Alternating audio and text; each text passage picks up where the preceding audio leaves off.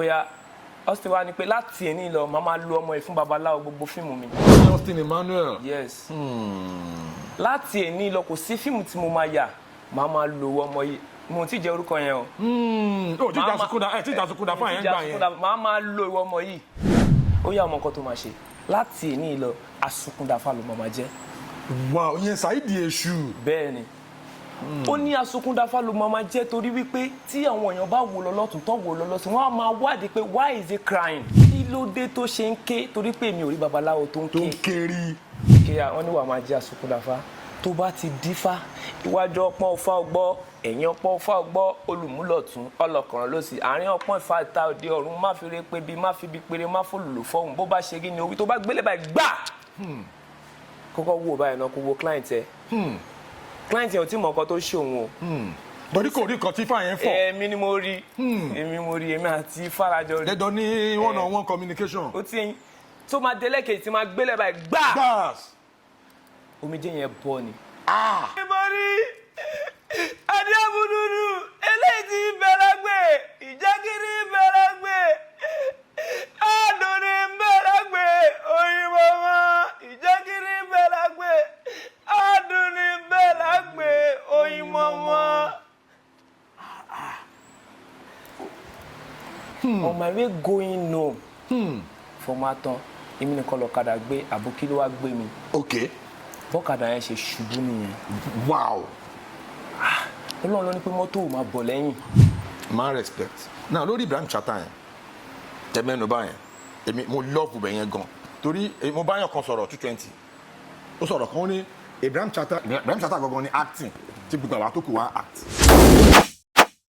Ẹ̀yin tí wà nílé ẹ káàbọ̀ sí orí ètò Unscripted with Jeff Owolewa.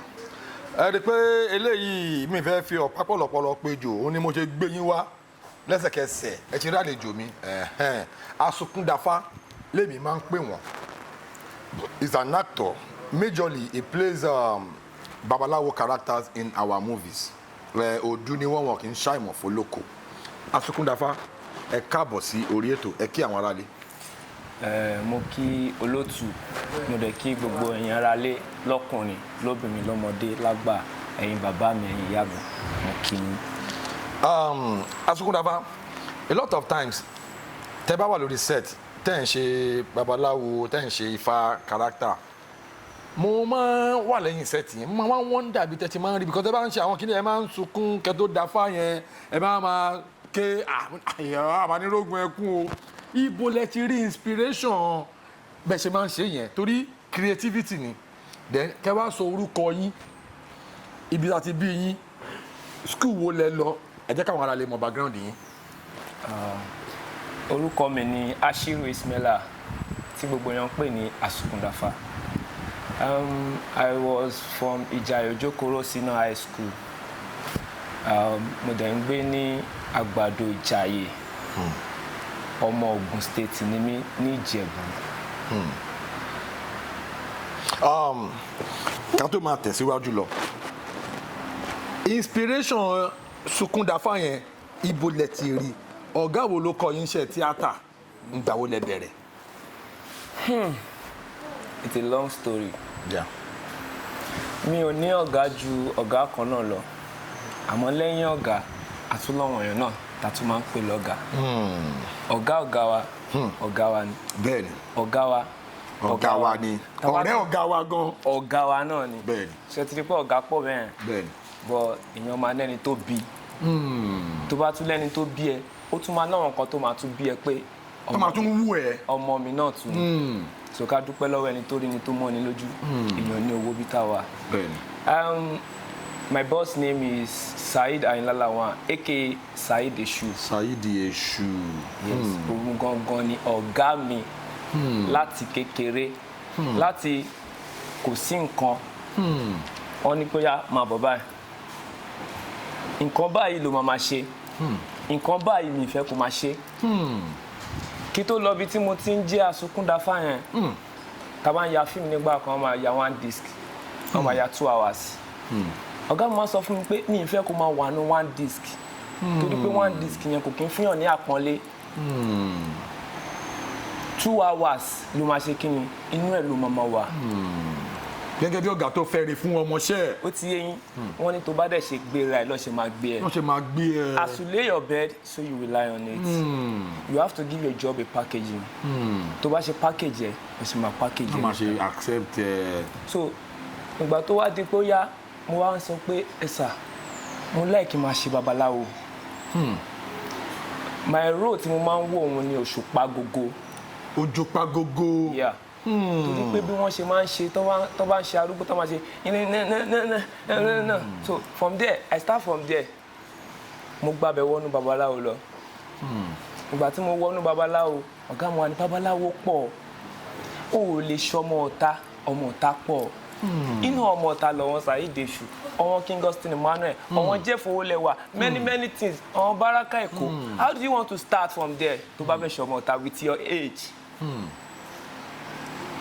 àníṣe wa dẹ̀kẹ̀rẹ̀ tó bá ṣe ti ní picture ni o ṣe máa mọ bills owó ẹ̀ lọ́sẹ̀ máa wọ pé tá a bá pe Jeff tá a pe kínní àti mọ̀ ẹ́ tá a máa fọ́n wọn yẹn location tó bá dẹ̀ ti wà lọ́ máa fi judge price ẹ̀ máa wọ pé Jeff gbàdo ẹ̀wò tá a máa pe Jeff yẹn ó lè jẹ́ pé 100 ló máa gbàjáre ẹ̀yẹ ká lo Jeff kí tá a bá ti gbé báńsì mọ́ méjì yẹn ó ṣe ṣe kó jẹ́ pé 100 ló máa gbà tá a bá ṣe ni pé ká lọ máa gbọ́ wá láti ibẹ̀ yẹn ó ti yẹn wọ́n máa yọ síra wọn bẹ́ẹ̀ bọ̀ ní àgbàdo ìjàyè yìí tó bá fẹ́ ní pé àwa àtàwà jẹ́ youngest babaláwo lágbàdo ìjàyè I see myself and I see many people but èmi mo máa ríra mi pé lágbàdo yìí o tẹ bá ti náà mú ẹni yìí ẹ máa pè mí ṣá ní one of the youngest ẹ máa pè mí ok ya ọ̀gá mo wá ní ya báwo ló yẹ fẹ́ máa ṣe tó fi máa rí ẹ ní babaláwo Austin Emmanuel wá fẹ́ ya fíìmù kan lọ́jọ́ wọ́n fẹ́ ya ìbejì wọ́n fẹ́ ya omi ọlọ́lá àwọn twins méjì kan báyìí lọ ní Austin wá sí riaza wa bóyá wá sí riaza wa àwa dẹ̀ ló máa fi ń play riaza pé ẹ máa wọ̀ wọn ẹni yìí kẹ́yìn lè mọ̀ nǹkan tẹ́ ń ṣe. àwọn ọmọ riaza. ìpè tẹ bá ti ń wọ̀ wọn ẹni tó ń pọ̀fọ̀ tó ń ṣe báyìí and ní riaza bí ọ̀fọ̀ bí culture ló gbọ́dọ̀ kọ́kọ́ mọ̀. because ìyẹn gangan ni basis acting. ó ti yẹn tó bá ti mọ̀ yẹn kò síbi tó máa wà láyé. wà blend. o máa blend and kó tó di pé culture yẹn gan tó máa kúrò lẹ́nu ẹ̀ you have to compose yourself torí culture yẹn máa ti máa mú ẹ lára lọ. òun ló le jù. ó yá Austin wá ní pé láti èní lọ màá máa lo ọmọ ẹ fún babaláwo gbogbo fíìmù mi. ní Austin Emmanuel. yes. láti èní lọ kò sí fíìmù tí mo máa yà màá máa lo ọmọ yìí mo ti jẹ orúkọ yẹn o. o ti jà Asunkun Dafa yẹn gbà yẹn. màá máa lo ìwọ ọmọ yìí. my boss now called me ó yá jókòó báyìí ìwé odù mẹ́rìndínlógún lélẹ̀ ó yá jókòó báyìí inú ẹ̀ láti máa mú compose nínú ìwé odù mẹ́rìndínlógún láti máa mú compose ó yá ọmọ kan tó máa ṣe láti èní lọ Asunkun Dafa ló máa jẹ́. wow ìyẹn Saheed Èṣù. bẹ́ẹ̀ ni ó ní Asunkun Dafa ló máa jẹ́ torí wípé tí àwọn èèyàn bá wò lọ́lọ́tún tó wò lọ́lọ́sìn wọ́n á máa wádìí pé why is he crying. ó deep. kí ló dé tó ṣe ń ké torí pé mi ò rí babaláwo tó ń ké. tó ń kéri. tí bá lọ location àwọn ẹlòmíín máa ní babaláwo òkèèrè ṣebí fíìmù làwa ń ṣe. fíìmù là ń ṣe náà tó bá tó babaláwo òkèèrè tẹ bá dé lùbì kan ẹyin jìnnà lára abúkí ọ̀kẹ́rẹ́ tá a bá dénú gbọ́ amárẹ́ran tó jírin lọ. mo ń gbádùn yín. ok wọ́n ní wàá máa jẹ́ Asunkun Dafa tó bá ti dífá iwájú ọpọ́n ọfá ọgbọ́ ẹ̀yìn ọpọ́n ọfá ọgbọ́ olùmúlọ̀tún ọlọ́kànrán ló sì àárín ọpọ́n ìfà ìta òde ọ̀run má fi re pé bí má fi bí péré má fòlùlù fọ́hùn bó bá ṣe rí ni orí tó bá gbélé báyìí gbà kọ́kọ́ wò báyìí náà kó wo client ẹ̀ client yẹn ò tí mọ̀ nǹkan tó ṣe òun o. torí kò rí nǹkan tí fáyẹn fọ. èmi ni mo rí èmi àti Farajọ rí. dẹdọ ní one-on-one communication. ó ti yẹn tó máa délé kejì tí máa gbélé báyìí gbà omijé yẹn bọ́ ni. ìwòrì bó délé ògìlẹ̀ ìwòrì bó dọ́dọ̀ òkọ́nà ìwòrì bí wọ́n ògìlẹ̀ bí wọ́n òkọ́nà kó má ṣe yọrí bọ́rí. adé abúdúdú eléyìí ti bẹ̀rẹ̀ gbé ìjẹ́kiri bẹ̀rẹ̀ gbé àdùnní bẹ̀rẹ̀ gbé òyìnbó wọn ìjẹ́kiri bẹ̀rẹ̀ gbé àdùnní bẹ̀rẹ̀ gbé òyìnbó wọn. ẹ jọ̀ọ́ mo ti dé padà ìwọ tí mò ń bá yẹ iṣẹ́ wò how are you going to feel then. nǹkan kì í sí revelation ti fàmúwá yẹn ó kì í síbẹ̀ lẹ ṣe sunkún yẹn kí ló wà lẹ́yìn ẹkún yẹn gangan. tí ifá tí mo dà fún ẹ tó bá ti lè da I won't cry bọ̀ ifá ẹ gbomijé lójú mi ni. Kẹ́ni yẹn méré o kẹ́ni yẹn rán o. tó wá múyàn náà tó dọ́dọ̀ fa nǹkan ṣe náà ni na. nǹkan ṣe náà ló fi wá chẹ́ẹ̀kì ẹ̀ lọ́dọ̀ fa. na tó bá wà happiness you come to the spiritual man na. so tó bá tún mu tí babaláwo ti fi lè ké lórí ọ̀rọ̀ ẹ. rán o. o gbọ́ wàá gbọ́ rírú ẹbọ kó o ru kó o gbọ́ ìtùkàsì tutù kó o tù kára lè yá ẹ kára lè tù ẹ ara wa yá wa ara ọlá yá wa ara o mèremère màmá yá yín fáǹsì mi. àṣẹ. tó kó tẹ̀tí ń wò wá bàbá mo dúró náà báyìí. no ibi tẹ gbede yẹn mo lẹ́ni one or two torí àtìgbà tí mo ti mọ̀ yẹn ó ti tọ́jọ́ mẹ́ta torí èèyàn mi ní Austin Emmanuel èèyàn mi ní Saidi Èṣù èèyàn mi ní Ìtẹ̀lẹ̀ èèyàn mi ní àtijọ́ wa ti pẹ́ but story tẹ ìyànnà náà yìí mi gbọ́ rí anywhere so mo assume pé first time tí mo máa gbọ́ mo dẹ̀ assume pé first time táwọn èèyàn wa nílé náà máa gbọ́ story tó wà lẹ́yìn Asunkun Dafa yẹn òun lè sọ fún wa lórí ètò ẹ ṣe gan-an pé àpè yẹn jẹ́ wa. now ẹ máa ti ń tẹ̀síwájú lórí Asunkun Dafa yẹn ti máa ṣe ṣe àwọn fíìmù kan rí bóyá ẹ mọ̀ pé ifá babaláwo bóyá ẹ ṣètúsílẹ̀ fún yàn kan nínú fíìmù bóyá ẹ wá délé àwọn ayé wa ń ṣẹ́jú sí yín lọ́ọ̀kan because a lot of times iṣẹ́ wa yóò wà spiritual especially character tẹ̀ ń ṣe kò kí n ṣe character ẹ̀mọ̀ kẹ́ character wa boys alpha tó bá gbé gẹ̀ẹ́sì ẹ bá lápá ìyẹn akọrin but àwọn character títí yẹn wà spiritual ṣé àríbi tẹ́ ti lọ sí location kan tẹ́ ṣe character kan babaláwo tó wá ẹ wá túyàn kan sílẹ̀ tó wà spiritually inclined débi pé bóyá ẹ wá délé bóyá ẹ wá sùn ẹ wá lálàá bóyá àwọn àgbà ń yọ sí yín kọ̀ọ̀kan ṣé ẹ rí experience bẹ́ẹ̀ yẹn rí tẹ́ bá rí ẹ ṣí ẹ̀ pẹ̀lú àwọn aráalé. I've seen a lot about that mo lọ sí location kan TJ ló direct ẹ TJ 29 la máa ń pè. TJ Tijani. So a lọ ya fíìmù yẹn ẹ̀yin náà wà ní location yẹn that was Blade. Blade ní fíìmù yẹn. mo rántí. side on attorney so mo pẹ́ díẹ̀ mo fi ọ̀bẹ mo fi pa ẹran báyìí. lórí sẹ́ẹ̀tì yẹn. mo fi eyín mo fi já ẹdìyẹ báyìí pa tí mo yẹn fi ṣe gbogbo àwọn sacrifice yẹn on my way going home fọmátán èmi nìkan lọ́kadà gbé àbókí ló wá gbé mi. ok. bọ́kadà yẹn ṣe ṣubú nìyẹn. wow. Ọlọ́run ló ní pé mọ́tò ò máa bọ̀ lẹ́yìn but èmi ti mọ̀ pé kí n délé I will know what to do about nǹkan tí mo ṣe yẹn. ẹ ṣe lórí sẹ́ẹ̀tì yẹn. ẹ̀mọ̀ kọ́kọ́ máa ní káwa ṣe nǹkan wọn mọ nǹkan tó máa wà níbẹ̀. àwa la máa mọ̀ pé nǹkan tí mo ṣe yìí èmi tí mo fi eyín já ẹdìyẹ tí mo fi ọwọ́ tí mo fi pa ẹran a normal procedure tó bá fẹ́ pọn ó ṣe ṣe pé o máa so mọ́lẹ̀ o máa ṣe bismillah o máa pa ni. ok. o ò ní lè sọ bismillah nígbà tó ti wà ní character of babaláwo. bọ̀ inú ló máa sọ sí one side bọ̀ wọn tó jẹ́ spiritual àwọn ayé wa wò pa ibo lórí lé sí. tó fi ń dọ́rùn nǹkan báyìí wò tó fi ń pàwọn nǹkan ẹlẹ́mìí ó yá jẹ́ káwa náà fara wọn ẹ̀ tó délé àwọn náà wá jẹ́ kí n feel pé ó yá jẹ́ ká fi ẹ̀jẹ̀ náà ká fi track ní ibi báyìí. kákan sample ẹ̀ kákan mọ́. I always think about the pains yẹn máa ń wò báyìí pé yẹ. àpá yẹn wà mẹ́. ibi báyìí náà ó máa ń feel mi I always feel every year tí nǹkan yẹn stop gangan. níta tí kìíní yẹn ṣẹlẹ̀. ní day tí nǹkan yẹn bá sọ I will feel it mo máa feel it but I know the job but alhamdulillah for everything. Alhamdulillah. ẹ̀yin tiwa nílé yẹ di pé ẹlòmíràn ni àwọn òṣèré eré ló ń ṣe. babaláwo easy ó yàtọ̀ sọmọ ọ̀tá òun ló nágbára jù because what you said láti top one tó fi máa parí scene yẹn kí crowd èèyàn kó pọ̀ if you know what you are doing you have to say it every second time. o gbọ́dọ̀ máa sọ ọ̀tọ̀ ní pé ìgbà tá a máa ń ṣe tá a máa fi ṣe wàá tún máa sọ tó wá mọ̀ pé o mọ̀ nǹkan tó ń sọ.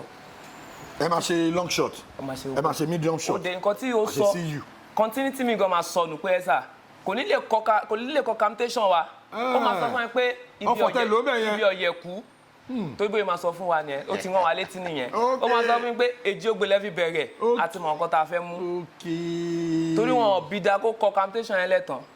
so ṣé bẹ́ẹ̀ ṣe wà yìí a lot of people tí mo ti bá sọ̀rọ̀ on this very show we don't do interviews we have conversations bàṣẹ ra ń sọ iná làṣẹ máa ń sọ real conversations reality òun la máa ń sọ lórí ètò mo ti bá àwọn èèyàn kan sọ̀rọ̀ tó jẹ́ pé ok iṣẹ́ babaláwo bàtà ṣetán lórí set àwọn kan máa wá pè mí àwọn fáǹsì kan àwọn èèyàn kankan máa pè pé torí kárátà tẹ ṣe nínú fíìmù yẹn ẹ jọ mo lálàá rí nǹkan báyìí tó bá rí báyìí àwọn kan wọlé ṣe àwọn nǹkan bẹ́ẹ̀ yẹn kì í ṣẹlẹ̀ sí bóyá àwọn èèyàn wá rò bí babaláwo ní in real life àbí babaláwo ní kankan ní real life ni. àwọn èèyàn kì í fi bẹ́ẹ̀ wọnú mi ní pé bí a ṣe máa ń ṣe nǹkan bẹ́ẹ̀ but tí bá ń lọ looking mi tó bá ṣe ń porúkọ mi tó bá gbọ́ pé Asunkun Dafa ẹni ẹ máa wò mí báyìí àwọn yẹn ló máa nípa àwọn máa ń ṣe fíìmù ni ó ti eyín bọ̀ kò wá sí bí ẹni ẹ náà ṣe fẹ́ wá bá mi náà the way you see you ó máa ní bó ṣe máa bá ẹ pé ṣé ìbò tó bá gbé wá náà inú ìwé náà ló wà. Kí ni ìwé odù mẹ́rìndínlógún yẹn wà fún torí ìdí ni. Ìwé odù mẹ́rìndínlógún fa. ẹ nà ṣebí inú ẹ̀ náà láti máa kọ ibẹ̀ láti learn ọmọ tó mú kókó lọ kọ́ṣẹ́ ṣebí wọ́n máa kọ́ ni. ṣebí wọ́n máa kọ́ ni. kíkọ́ ni gbogbo nǹkan yìí. ó ti yé mi. ẹni tó lọ kọ́ fáwọn kọ́ ni. ẹni tó lọ kọ́ fáwọn real life. wọ́n kọ́ ni. ẹni tó lọ ṣe fíìmù tó lọ fún kárátà babaláwo wọ́n máa kọ́ ni. ká dúpẹ́ lọ́wọ́ ẹni tó kọ́ ẹni yẹn tó kọ́ tó fi lè ní pé ó yá máa ṣe babaláwo ó wá ń ṣe babaláwo and you are getting to there. ọmọ akọ́ ẹlòmíì ni ọmọ ọ̀ta tó bá mọ̀ lò kó lò níbi tó ti máa lò ọmọ akọ́ ẹlòmíì kó yàwó wá ṣe bí obìnrin náà tó ń pọ̀ fọ̀ we have a lot of people like that.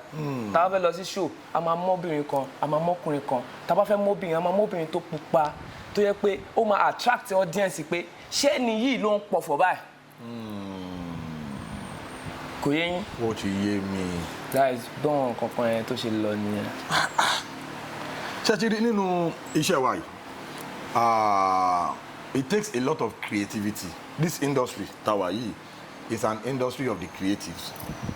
Then tó máa ń sọ̀rọ̀ pé creativity department oríṣiríṣi ló wà.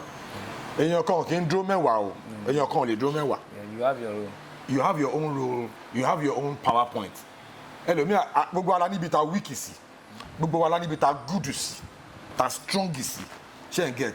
Now according to you now kí ni the most challenging experience yín ẹ ti sọ̀kan fún wa bẹ́ẹ̀ mo fẹ́ kẹ́ tún tẹ̀síwájú láti sọ the most challenging experience yín in the course of your career nípasẹ̀ wípé à ń ṣe character babaláwo ẹ ti fún alẹ́ yọkan but I want you to go deeper. There's a lot of challenges nídìí iṣẹ́ wa yìí tó bá yẹ pé o ti ní picture tó o ti wà cast you just be going to location wà á máa retí pé wọ́n máa lò mí.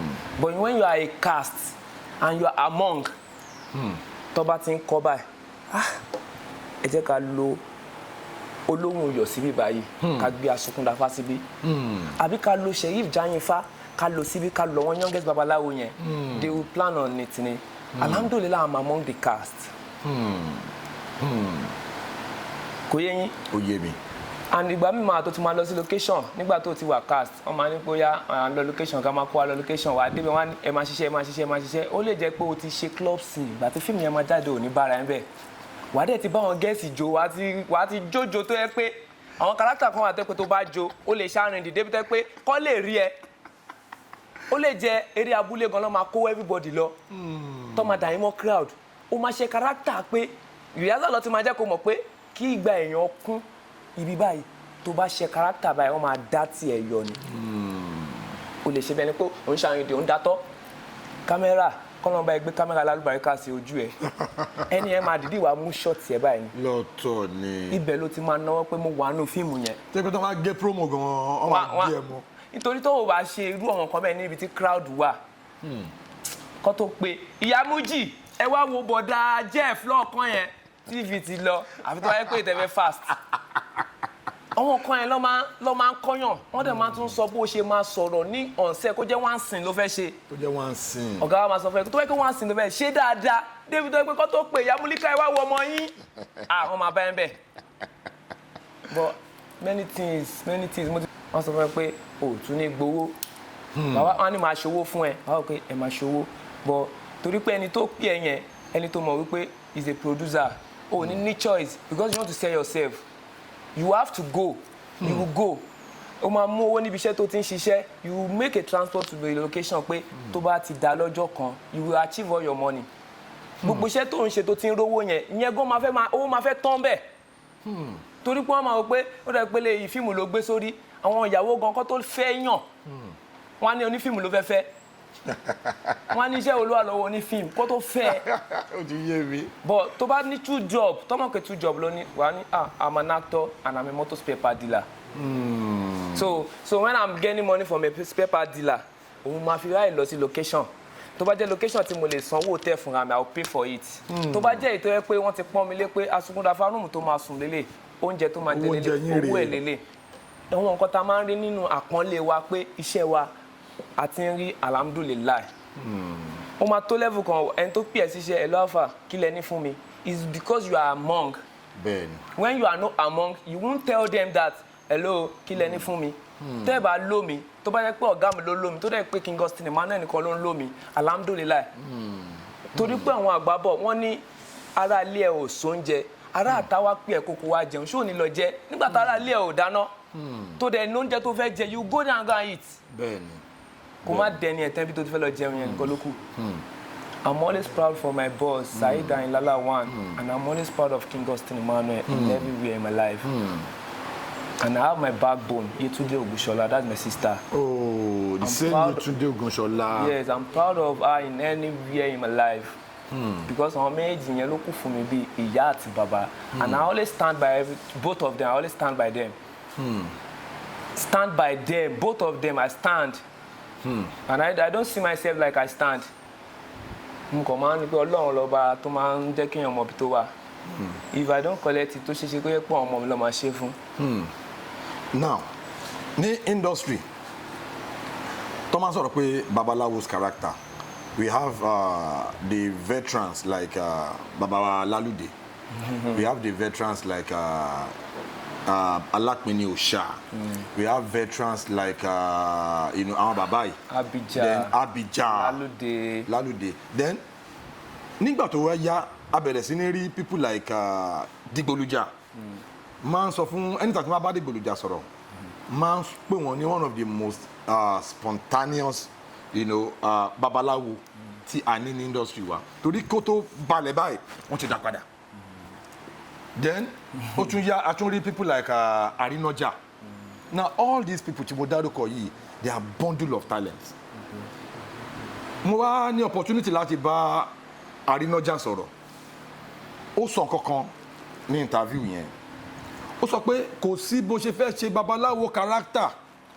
Ìsídà kò píkì Lalude as your mentor, or kò píkì bàbá wa Alápinni Òòṣà as your mentor. Ó máa mú kan. As a matter of fact, kó tó di pé o máa create style titi ẹ wàá kọ́kọ́ go through window creative window àwọn tí mo dárúkọ yìí àwọn legends mo dárúkọ yìí èwo gangan ni mentor yìí when it comes to inspiration when it comes to creativity. I have two mentors. One. Ṣé one ni kí n mú na bí. No ẹ sọ any two mentors mo ní èwo ní alákọ̀ọ́kọ́. My first mentor is my boss. Okay. Because ọ̀gá mi gangan máa ń ṣe bíi Daguro. Oh my God. Ọ̀gá mi gangan máa ń ṣe bí Daguro. Ó tó gbé iṣẹ́ yẹn lé mi lọ́wọ́ pé I won't be doing babaláwo. Ẹ jẹ́ kọ́ ọmọ mi máa ṣe. So ẹ mọ̀ kóhun ni màá máa wò. Yeah. I'll be looking at my boss. Then they call me Ọmọ Àjànàorò. Ọmọ Àjànàorò. Yes, my boss was using Àjànàorò. Yes, another veteran actor. Then my boss is using Àjànàorò. Tó bá máa sọ èmi Àjànàorò orò mọ́ ni gbé ni mi kíníkan bá fẹ́ lo tèmi nígbà yẹn. Màá wá ní èmi lọ́mọ Àjànàorò. Orò mọ́ ni gbé ni mi. Alágbára ni bàbá mi tí ń fọmọdé olórí tí. Bàbá mi ló gbàkà lọ́wọ́ oníkàfìṣèkàṣe. Bẹ́ẹ̀ ni bàbá mi ló gbàrà lọ́wọ́ aláràfíṣàràdà. Bínú bá ń bí bàbá mi yóò pé kó mi máa gbé ni lọ. Bínú bá tún bí bàbá mi yóò pé kó mi máa gbéra wọn lọ. Ayé wọn ní ṣe òyígbò. Òyígbò wọn ní ṣe ayé. Ebi ò ní pa tọkùnrin tóbìnrin kí wọ́n jẹrù alamọ́. Gbòǹgbò ńlá ni bàbá mi tó bí yín ọkọ jẹ́. Igi àràbà ni tápá ayé kan ò lè ká. Apá ayé kan ò lè ká mi. Ẹni pé mo fi bàbá mi sí. Mo rí. Bàbá mi ni. So that's why I said Number one. I have to roll. Okay. Ṣé pé mo ti fún bàbá yẹn mo ti ẹ ti ríbi tó ti lọ. Yeah. Before I now stand pé mi ò lo bàbá mi mọ́, I'm now my own name, Asunkun Dafa. Ẹni tó bá fi wá jẹ́ àròlé Asunkun Dafa. Ẹ̀yìn lọ́wọ́ àwọn ń tọ̀ bọ̀. Àwọn náà ti ń tọ̀ bọ̀ bẹ́ẹ̀. So the second one is Ibrahim Shatta. Oh my God. Oh my God. Ibrahim Shatta. Tí bá mú babaláwo yẹn, tí bá sin, kọ́lọ́run fún wa ní àwọn tó máa ríyàn lò kí nǹkan tá a ní lára kárí ibi ti lò ó. Tó bá ń lọ sí location tó yẹ pé 2 sin ló ṣe 1 sin ló ṣe, àwọn kìíní yẹn gangan ò ní lè voice ẹ̀ dáadáa, ò ní lílo tán. But tó bá pè é sí babaláwo sí tó fún ẹ bí 7 sin, ó ti mọ nǹkan tó fi ṣe sin 1, òun kọ́ ló máa lò fún sin 2. Àwọn nǹkan yẹn wàá máa, àwọn nǹkan tó ti kà yẹn tó wà ní indoor yẹn wàá máa mú jáde lẹ́yọ kọ̀ọ̀kan, máa wá dàbí ọmọ aláràgbà yìí dá. Torí pé ó ti rí ibi ti lò. So irú Ibrahim Shatta yẹn, ẹ mọ̀ pé voice mi tí mo máa ń lò yẹn, bàbá mi máa lo voice ó lè má dàbẹ̀, but tí bá mú voice mi tí bá plot ẹ̀ tí àwọn bá ṣe promo voice tó bá gbé sí wọ́n máa wò báyìí pé ó súnmọ́, ó lè má débẹ̀, wọ́n á fún mi percent tèmi ni. I can't give myself a percent, wọ́n máa fún mi ni. Mo like ibi tẹ́ gbé lọ yẹn torí pé ṣáṣírí when it comes to creativity, Ibrahim Shatta is a yardstick láti fi measure how creative you are. When it comes to acting, when it comes to talent, when it comes to versatility, Ibrahim Shatta gangan ni yardstick ta fi measure measurement. A main plan. Tàbí bí wàá fẹ́ architect ilé as in measurement. Bẹ́ẹ̀ni. Gangan ni Ibrahim Shatta gangan ni òṣùwọ̀n tó fi ń pé ẹnìyẹn ó mọ̀ act. Wọ́n pé tí ó mọ̀ act bí Shatta. It's almost as good as Ibrahim Shatta. Ẹnìyẹn good gan nìyẹn. Nǹkan tí mo tọ́ láti sọ nìyẹn. So now mo ti wá bá a couple of people sọ̀rọ̀. Yàtọ̀ sí pé mo bá wọn ní conversation wọ́n sọ̀rọ̀ Ibrahim Shatta. Èmi gangan I have been opportuned láti wà in the same space with the legendary Ibrahim Shatta. Mo ti witness his level of artistry. Yes. Mo at least kò kí ṣe gbogbo ẹ o torí kò gbá inú mi. Do you get? Now ẹ wá sọ̀rọ̀ Ibrahim Shatta. Ibrahim Shatta virtually kò sí nǹkan kan tó wà nínú acting tí Ibrahim ò lè play. Ó ní mo ṣe ń sọ pé àwọn gangan ni measurement láti measure creativity. Àgàgà wa tá à ń ṣe babaláwo yìí, so a máa branch. Ṣé ẹ lè ṣe ewì? Ẹ mọ̀ kí ewì wà, ìjálá wà, ojú ní kan tó tún ewì, ìjálá, èwo lẹ lè ṣe nú ẹ̀? Kò sí ìtọ́ba ní pé ká ṣe, Ọlọ́run nìkan ló máa ń fún ẹ̀dá ṣe. When you said I should do something, I will have to compose and try to do it. Èmi ò lè ṣe, kò sí pé èèyàn lè dúró ní mẹ́wàá, èèyàn kan lè dúró mẹ́wàá. Bí mi ṣe dúró yìí, mo mọ ibi tí PowerPoint mi wà. Mi ì lè parọ́. Lẹ́gbẹ̀ẹ́ mi sọ́dọ̀ sẹ́kì máa ṣe babaláwo sí, máa goof. Àwọn fans ló máa yọ fún wa. Èmi ò tẹ̀ ní kúkú ṣe, mi ò bọ́dà ara mi, èèyàn kì í tan ara ẹ̀ jẹ́, èmi ò ibi tí ìgbà tó lè ẹ fi bẹ́ẹ̀lẹ̀. Àbá ìka máa tan ara wa jẹ́, mi ò lè ṣe. So when I see talented people, when I see intelligent people, mo máa respect. Now lórí Ibrahim Shatta yẹn tẹmẹnu bá yẹn èmi mo love bẹ yẹn gan torí mo bá yàn kan sọ̀rọ̀ 220 ó sọ̀rọ̀ kan ó ní Ibrahim Shatta gangan ní acting tí gbogbo àwọn tó kù wá act. Kí ni comment yín lórí ẹ̀? Ibrahim Shatta is just a picture tíyàn máa wò pé wow 100 tíyàn bá ríyàn tó lóyàn débi tó yẹ kọ́ lóyàn kálùbáyé ká owó à ń bẹ̀ wàá máa súnmọ́ ibi tó yẹ kó súnmọ́. But when you don't see people to use you on that your character, there's nothing.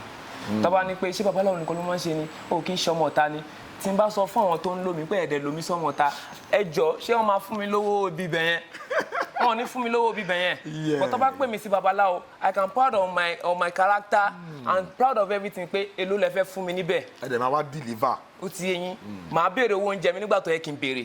Rúùmù ti máa sùn. But tí bá lọ ṣọmọ ọ̀tá àfi tó bá kọ́ òpá fẹ́ change character Asunkun Dafa. Which is very rare. Tó bá fẹ́ change ẹ̀ lọ́kàn máa pé oya kó tún wá change ẹ̀ náà wọ́n á sì jẹ́ kí character ifá mi yẹn kó wà ń bẹ̀ ó lè jẹ́ wọ́n fi mí sáárín àwọn olè ń sìn kó wá nípa Asunkun Dafa ní alágbára bẹ̀ òun ló ń tọ́ yín sọ́nà. Lẹ́ẹ̀kan wọ́n fi mi ta ṣẹ̀ṣẹ̀ tó ṣẹ̀ṣẹ̀ jáde a ṣe Diamond Journey. Ìgbà tá a ṣe Diamond Journey inú igbó èmi ni mò ń dífá fún wọn. Every second sí báyìí màá ní mo rí nǹkan kí ló dé tí wọ́n yí máa rí nǹkan náà.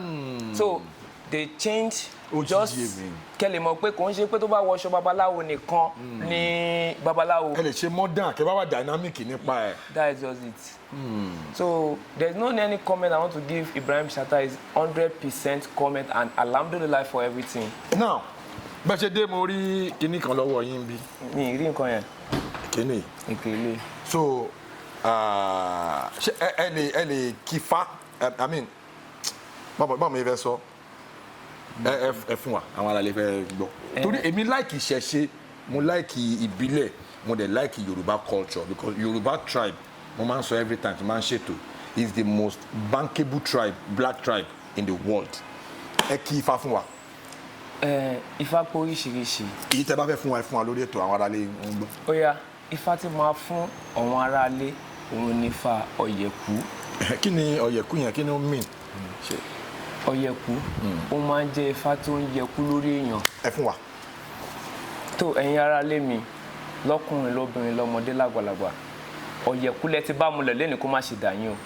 Inú bíbí ẹrú báyìí ní pẹ̀rú ẹ̀dọ̀ fùfù ọ̀fà ní pàwọ̀fà adífá fún òfúà nígbà tí ń bẹ láàrin ọ̀táyé wọ́n ní tíkú bá ń ṣe ẹgbẹ́ Jeff Owolewa ṣe ọ̀tọ̀ báyìí ló ń yọ bí òfúà sí tíkú bá ń ṣe ẹgbẹ́ yín fáàmì ṣe ọ̀tọ̀ ló ń yọ bí òfúà sí gbogbo aláwọ̀ òbí báyìí ní kú pa o ikú yẹ̀ lórí gbogbo tí yín lónìí o ó dorí àwọn ọ̀tá yín tí wọ́n ń bínú yín tọ́níkẹ́ ẹ má rí jẹ tọ́níkẹ́ ẹ má rí mu tọ́níkẹ́ ẹ má rí gbàlò nínú ayé àwọn ọ̀tá yín ni wọn ò ní rí gbàlò ẹ̀yin á máa rí gbàlò ẹ̀yin fáǹsì mi o Jeff Owolewa TV yìí náà wọ́n á máa rí gbàlò nínú ayé èmi tí mo jẹ́ ọmọ yín tí mo jẹ́ àbúrò yín tí mo jẹ́ olólùfẹ́ yín tẹ́ jẹ́ olólùfẹ́ mi náà ẹ jẹ́ kí n rí gbàlò nínú ayé o ẹ má jẹ́ n wáyé ìnira o I love you so much guys.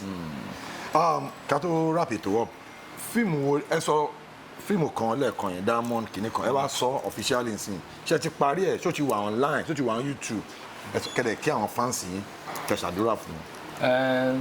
fíìmù tí mo fẹ́ sọ yìí àwọn fíìmù ti wà tí mo ti wà nínú ẹ̀ tó jẹ́ pé ọ̀gá mi gan ajọ́ ń rìn lójú ọ̀nà tó yẹ kó pe ọ̀gá mi pé Saheed Èṣù àbí kíní kan wọ́n ń pè mí gangan fúnra mi ní pé bàbá wa Asunkun Dafa.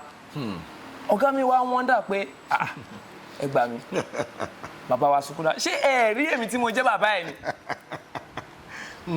ṣé ẹ rí èmi tí mo jẹ́ bàbá ẹ̀ ni I have not been paid then but my boss have been paid but alhamdulillah ipe ìdùnnú ló jẹ́ fún wọn pé wọ́n ń pe ọmọ mi so tẹ́lẹ̀ tó bá fẹ́ bá mi sọ̀rọ̀ tó bá fẹ́ ní afẹ́ lọ Asunkun Dafa ọ̀gá mi ló máa pè ìgbà tó yá ọ̀gá mi ní ẹ jẹ́ n fún yín nọ́mbà ẹ̀ ẹ pè direct pè fúnra yín ẹ pè fúnra yín ẹ má jẹ́ máa ṣe máa di Asunkun Dafa wọn náà Wàsíù Adéyanjú ní oníṣẹ́ pẹ̀lú wọn Austin ní pé kò tètè dé lọ́la oníṣẹ́ pẹ̀lú wọn ẹ bá sọ̀rọ̀ direct.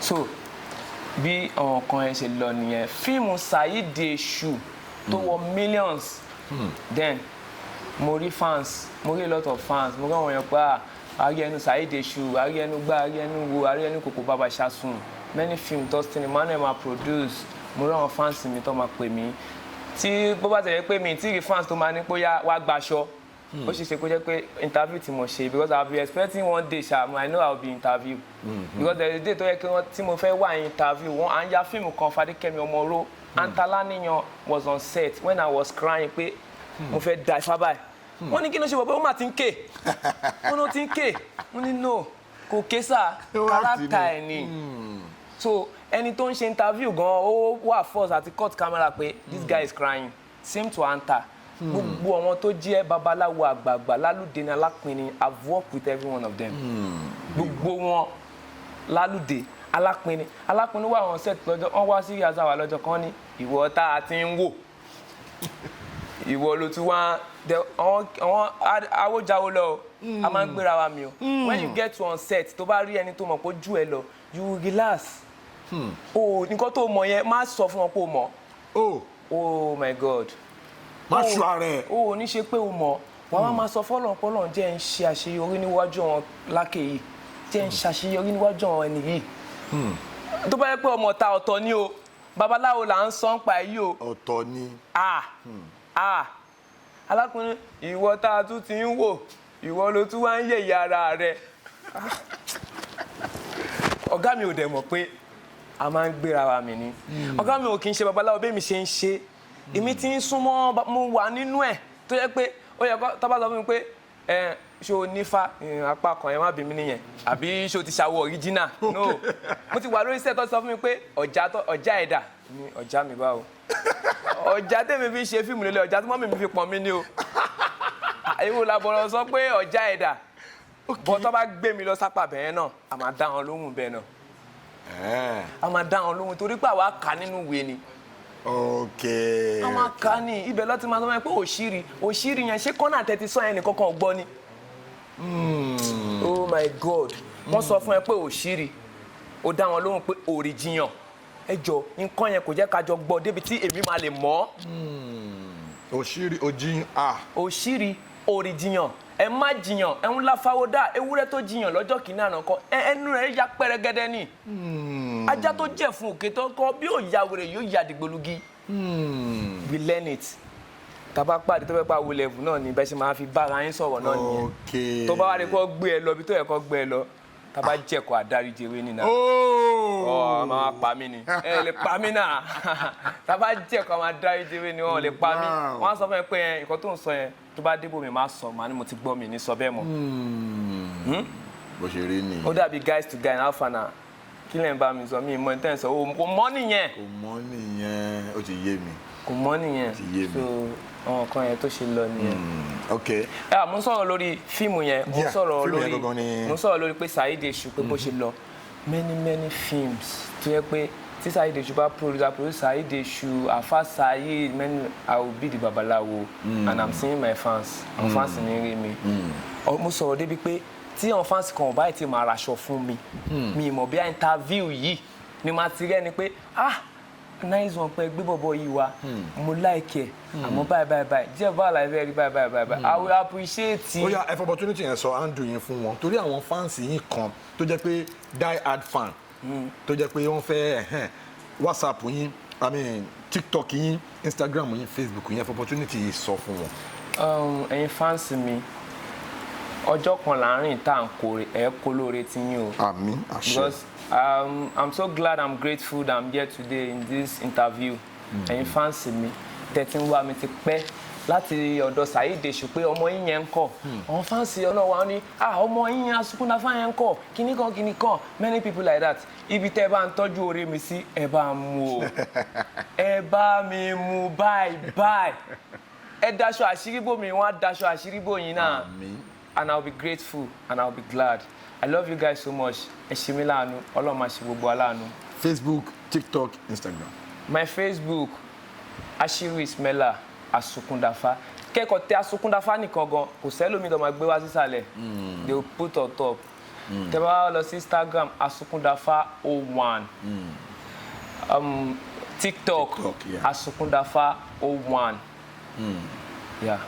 So àyìn tí wà nílé ẹ ti rí bí o ṣe lọ torí òun ni ká jẹran pẹ́ lẹ́nu wọn fa ọ̀fun so ẹ ṣe gan tẹ́ darapọ̀ mọ́ wa ní orí ètò a dúpẹ́ lọ́wọ́ yín tí a pè yín tí ẹ jẹ́ wa God bless you thank you for your support ẹ̀yin tí wà nílé ẹ ṣáà ti rí bó ṣe lọ ẹ rí pé ó lọ fàáfàá àti fàájá lórí ètò reason tí wọ́n máa fi ń sunkún tó máa ń Dafa òun lẹ ti gbọ́ lórí ètò yìí mi ní parí interview yìí without mentioning Austin Emmanuel torí orí sẹ́ẹ̀tì Austin Emmanuel ni people like me people like us láti kọ́kọ́ mọ̀ yín láti lẹ̀ so Austin Emmanuel one word. Austin Emmanuel is a big word. It's a big word. It's a big word. But I will always say after my boss na my boss. Lẹ́yìn Saheed Osu Austin Emmanuel. One word to just say alhamdulillah for Austin Emmanuel for everything in life. Alhamdulillah. Alhamdulillah. Alhamdulillah. So, Eyitiwa, actually, as we come to the end of this show, Unscripted with Jeff Owolewa, aka Tony Montana. If you know you are watching our videos, you have not subscribed, please subscribe to this channel, smash that notification bell. So when my next video is popping up, you're going to be the first to watch it. God bless you for coming on the show. Thank you so much. God bless you for dropping those beautiful comments. Jeff Owolewa is my name. Faja, love you guys. Love you guys. Washiri, brother.